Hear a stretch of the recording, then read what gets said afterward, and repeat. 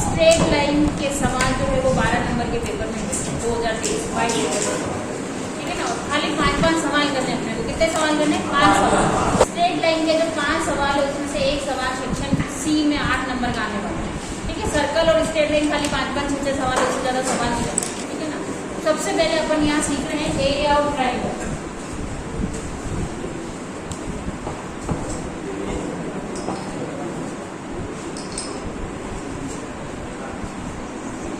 Area of triangle Hindi में क्या कहेंगे इसको?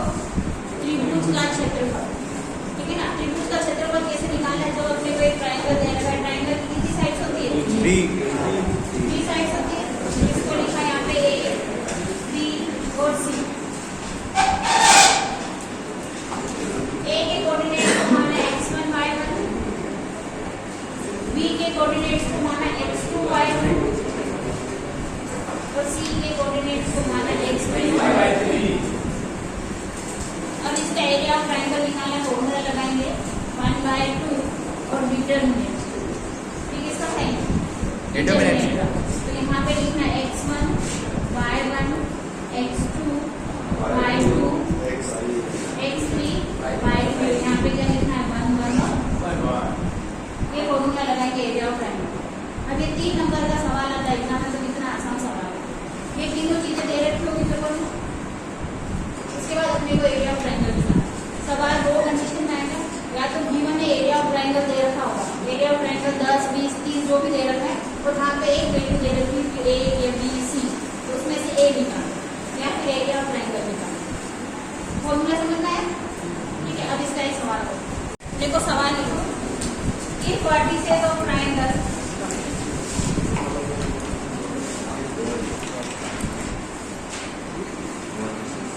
वर्टिसेस को हिंदी में कहते हैं शीर्ष। If vertices of triangle are -2, 4, second दे रखा है 3, -1 और नेक्स्ट दे रखा है 1, 8, ठीक है। सवाल क्या था? If vertices of triangles are, ये 3 दे रखे, इसके बाद दे रखा है area of this triangle is 10 square. Area of triangle दे रखा है 10, कितना दे रखा है? 10 के गिवन है area of triangle.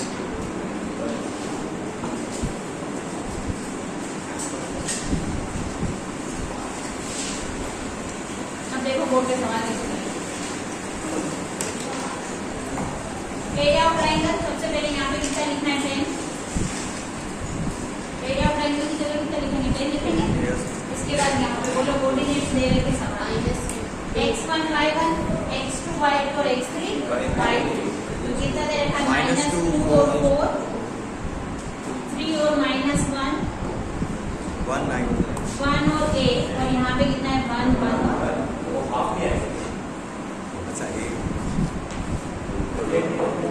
x1 y1 x1 y1 x2 y2 और x3 y3 फॉर्मूले में वैल्यू रखती है। 1/2 है। हाँ तो वो तो लगाना है ना, आपको लगाएंगे फॉर्मूले में, वो तो लगाना है। अभी तो खाली डिटरमिनेंट लिखा है। अब ये 2 है, 2 का इधर 10 से मल्टीप्लाई हो जाएगा, तो ये कितना हो गया? 20। अब डिटरमिनेंट सोल्व करो। फर्स्ट कितना है? -2 आता है। डिटरमिनेंट सोल्व करना है क्या आता है? सबसे पहले क्या लिया? -2 के साथ -1 का 1 से -1, फिर माइनस का साइन 1 का ए से माइनस है, उसके बाद माइनस का साइन कितना लिखा हुआ है?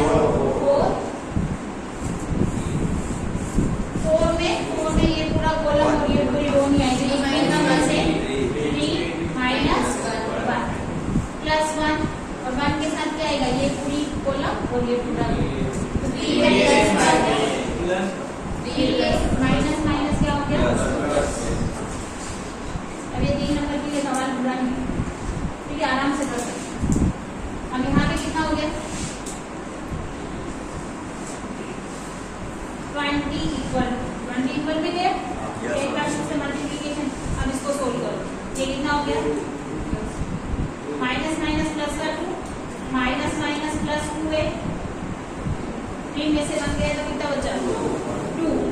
ये कितना हो गया? माइनस का 8 प्लस 3a प्लस 1। ठीक है यहाँ तक? यस। अब नेक्स्ट क्या हो गया 20 इक्वल्स टू 2 और 3 कितना हो गया 5a 2 और 1 3 और माइनस के में से प्लस कितनी ले कितना आया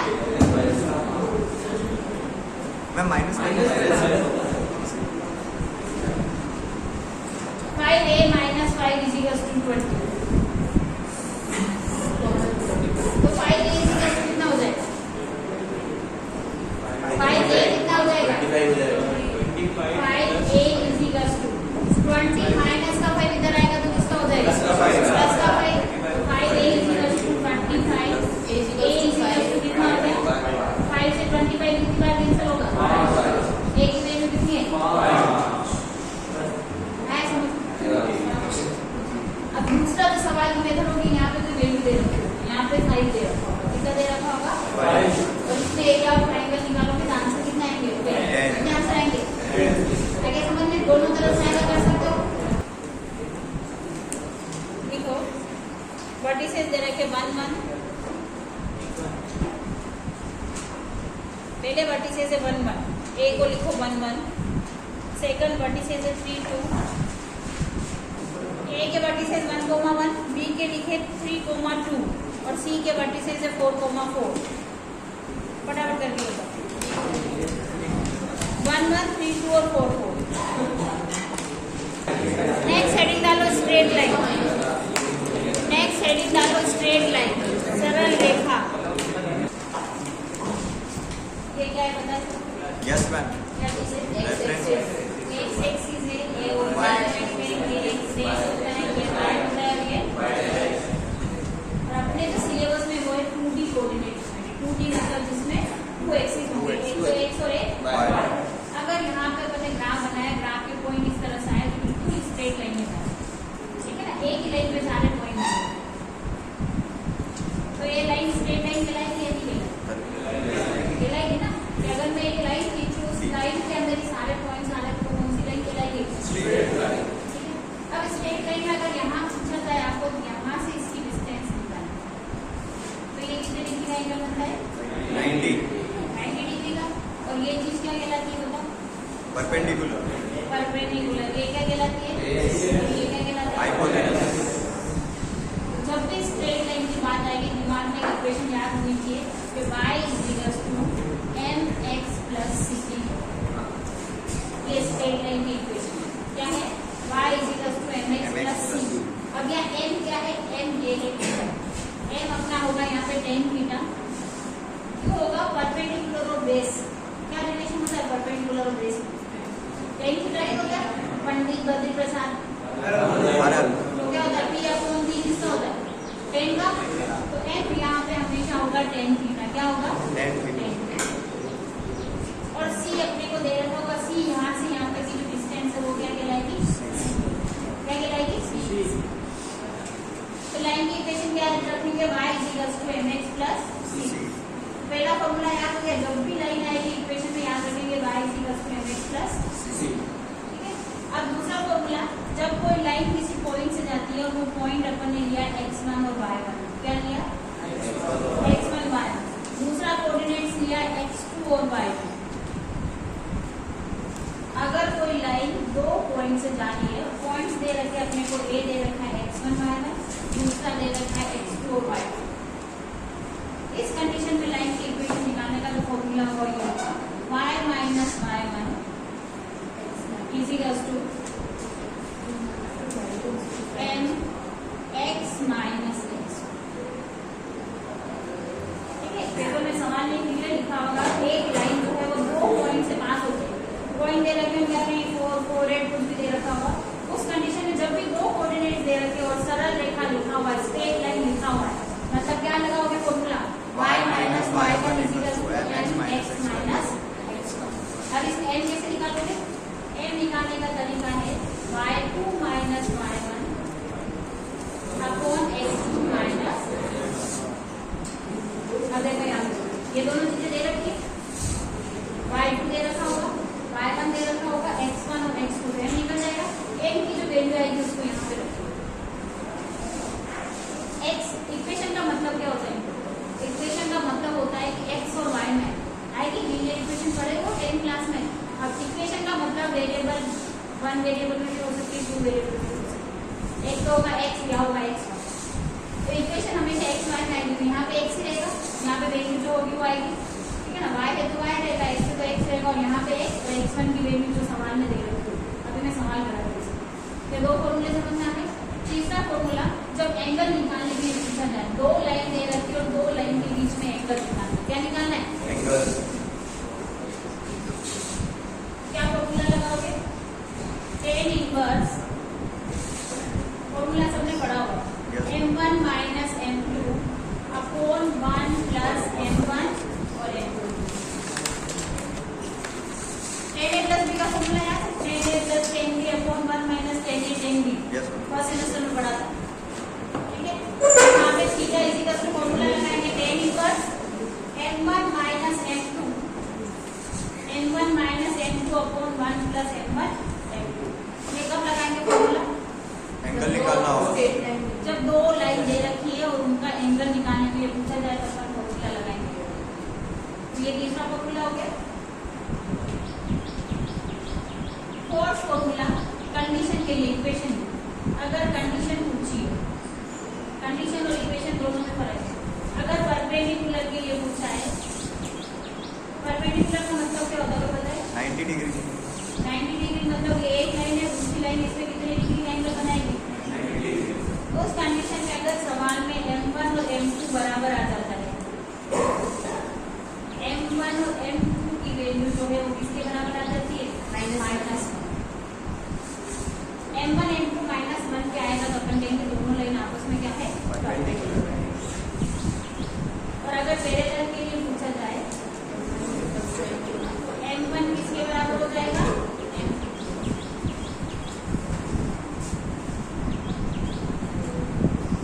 ये लिखो पांचों फॉर्मूले, इसके 5 समझ जाएगा।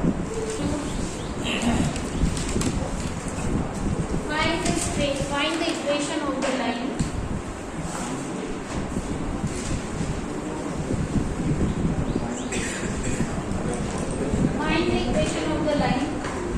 तो सरल रेखा का समीकरण याद कीजिए। Find the equation of the line passes through the points -2, -3 और 5, 4। सवाल लिया। Find the equation of the line passes through the points 2, -3 और 5, 4। उस सरल रेखा का समीकरण ज्ञात कीजिए। उस सरल रेखा का समीकरण ज्ञात कीजिए जो ये दोनों कोऑर्डिनेट्स लिखो से गुजरती है। ये दोनों कोऑर्डिनेट्स लिखो, फिर आगे लिखो से गुजरती है। जब भी कोऑर्डिनेट आते दिमाग में क्या आएगा? कौन सा फॉर्मूला लगेगा? बोलो। y माइनस 5 ये फॉर्मूला लगेगा, ठीक है। तो सबसे पहले अपने को इस पॉइंट को यहाँ a लिखना है और यहाँ पे क्या लिखना है? नेक्स्ट यहाँ पे क्या लिखना है? x1, यहाँ पे क्या हो जाएगा? y1 ये कोऑर्डिनेट्स क्या हो गए? x2 y2 और सबसे पहले क्या निकालेंगे? m निकालेंगे। क्या निकालेंगे? m is equal to y2 minus y1 4 minus minus क्या हो जाएगा?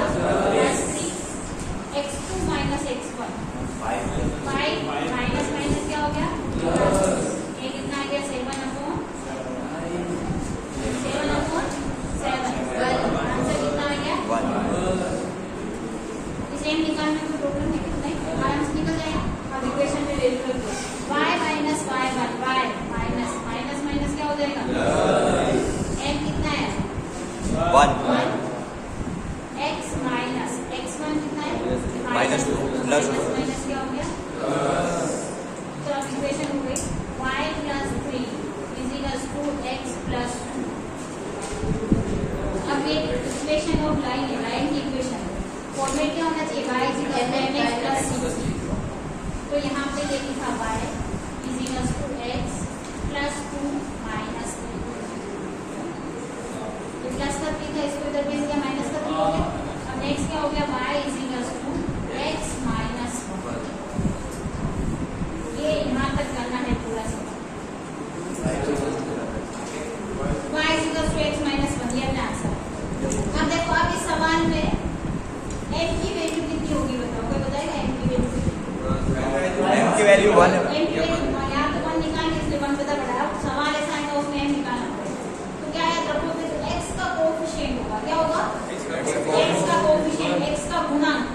वैल्यू होगी M की। अगर ये 3/2 हो तो m 3/2 यस ठीक है ना। ये आंसर आ गया y x - x - 1 समझ में आ गया ये वाला सवाल ठीक है। ये नेक्स्ट हम लिखो find the angle between two lines. Find the angle between two lines Hindi में लिखो दो सरल रेखाओं के बीच कोण ज्ञात कीजिए।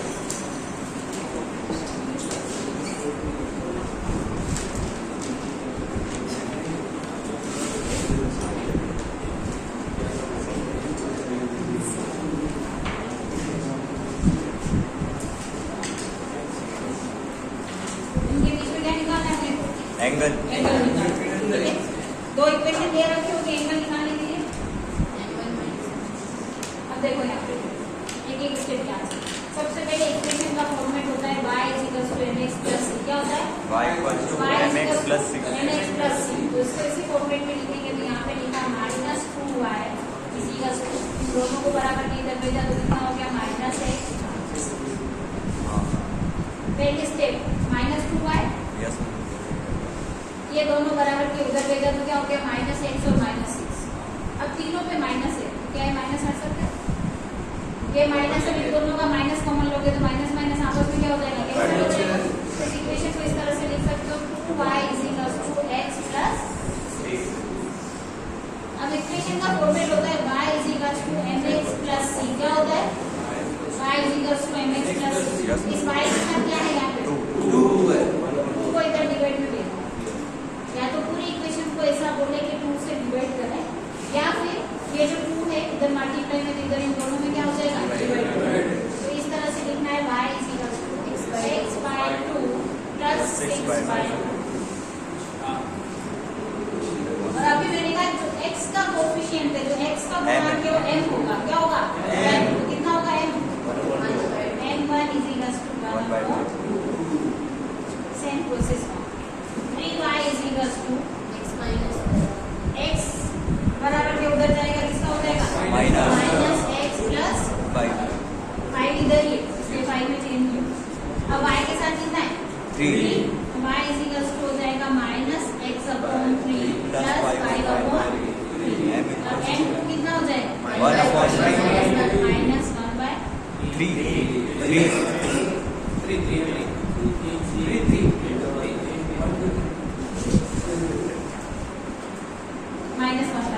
अब फॉर्मूला लगाना है अपने को theta = tan inverse m1 -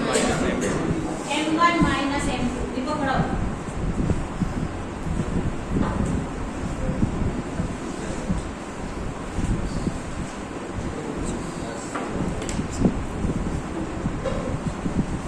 m1 - m2। m1 कितना है 1/2 प्लस m2 कितना है 1/3 1 माइनस m1 कितना है 1/2 और m2 कितना है -1/3।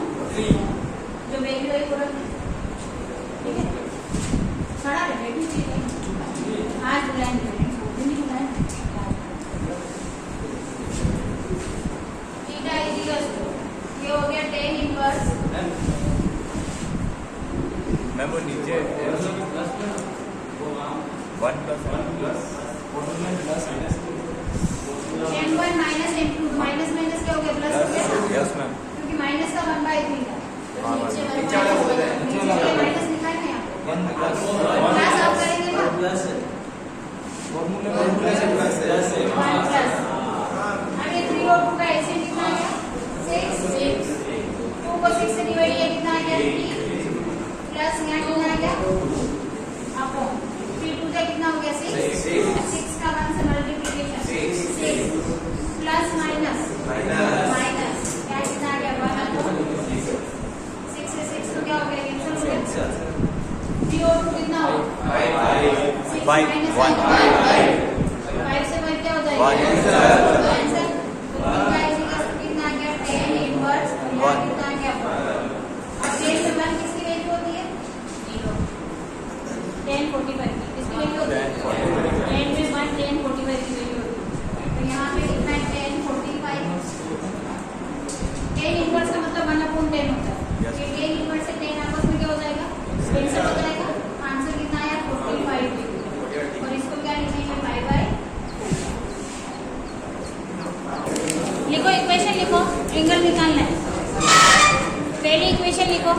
2x प्लस वाई माइनस 5 बराबर 0। Second equation 3x plus 7y minus 13 बराबर 0। इन दोनों के बीच में एंगल निकालना है। एक समय नहीं करा, एक की प्रैक्टिस हो जाएगी। ठीक है, एक और सम लिख दो ताकि फिर एग्जाम में करने की जरूरत नहीं। एंगल पेपर में आ सकता है इतना। x माइनस, इसके अलावा तो 10 सम करूँगी, उसके अलावा कोई सम करने की जरूरत ही नहीं। Under root 3y x minus under root 3y, y under root में नहीं, अंडर रूट 3 और फिर y इजिकल्स टू 8। सेकंड लिखो under root 3x plus y minus 5 under root 3x plus y minus 5 equals to 0। इसका दोनों में angle निकालना है। क्या निकालना है दोनों में? आंसर लिखो। पहले का आंसर आएगा, फर्स्ट का आंसर आएगा tan इनवर्स माइनस 11/13। वैल्यू कोई टेबल में होगी ना तो आंसर ऐसे कैसे लिखना है? 13, हाँ 11/13। और सेकंड का आंसर आएगा π/2 मतलब 90 डिग्री। ठीक है, तो दोनों सवाल करने में देखूंगा। यस।